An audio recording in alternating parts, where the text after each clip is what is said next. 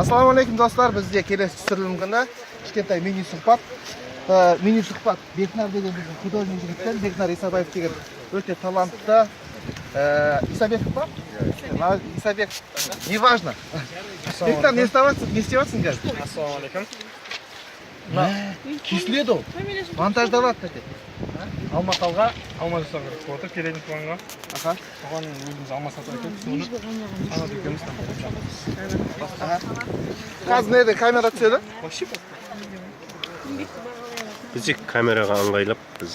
Андағы биік қау дейміз сөйлеп. Панорама жоқ, нормально. Камера ыңғайлап іліп атамыз дегендей. Мынау қазір искусственный өтірік алма іліп атыр. Искусственный алма емес, бұл шын алма. Шын алманы іліп атыр. Кәдімгідей шын алма міне. Ескесеңіздер иіс шығып тұр, кішкене иіс бар екен, керемет емес. Соны Бекнар міне әдемілеп тұрып ағашқа іліп атыр. Алдында өткен неде деп сіздерге Бекнарды мақтап едік қой, провод жөндеп атқан жерінен ше. Бұл жолы таза өзінің еңбегін істеп жатыр. Негізі жұмысы осы. Бірақ бұл жігітті біз водитель қылып береміз. Андасында грипп анау машинеге неледі, камера іледі. Содан кейін мусор жинайтын қасиеті бар. Площадкадағы. Бекнар, тағыда не істейсіз?